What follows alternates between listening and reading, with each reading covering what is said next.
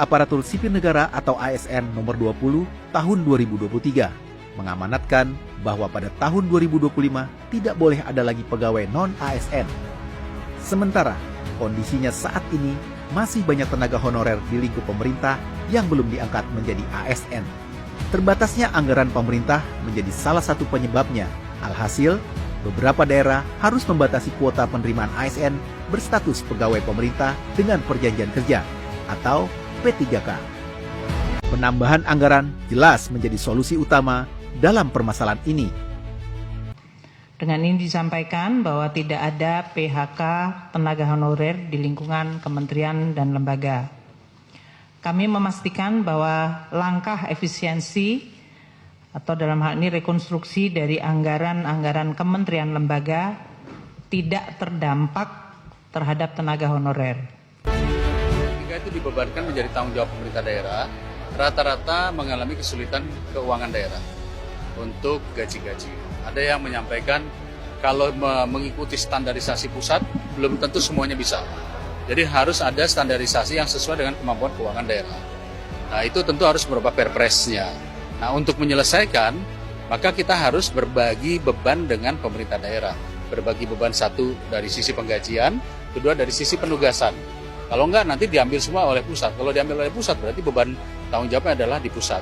Nah, ini yang menurut saya harus penting untuk kita sama-sama dudukan kembali di aturan mana yang perlu kita perbaiki. Bukan hanya soal anggaran, polemik pengangkatan P3K juga mengarah pada status penuh waktu dan paruh waktu. Bahkan, pada 4 Februari 2025 terjadi demo di depan gedung DPR yang menuntut pengangkatan tenaga honorer menjadi P3K penuh waktu. Aturan pengangkatan tenaga honorer menjadi P3K paruh waktu tertuang dalam keputusan Menpan RB nomor 16 tahun 2025. Secara aturan memang ada dua kategori tenaga honorer yang akan diangkat menjadi P3K, yaitu penuh waktu dan paruh waktu.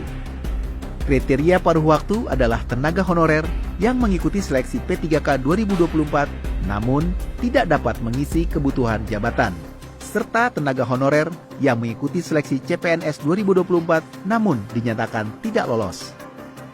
Artinya, P3K paruh waktu sebetulnya merupakan solusi untuk mengangkat tenaga honorer.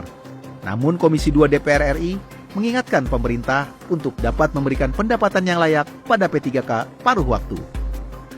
Jangan juga nanti kawan-kawan ini sudah selamat bisa digaji menjadi P3K paruh waktu, akan tetapi ketika penggajiannya mereka masih sama seperti yang dulu.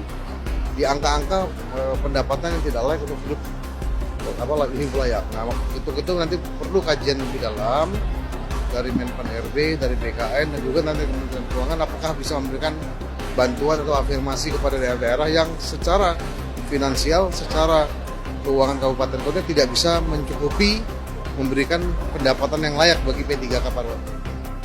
Lika-liku yang terjadi ini diharapkan menjadi proses untuk mendapatkan solusi terbaik dalam pengangkatan tenaga honorer.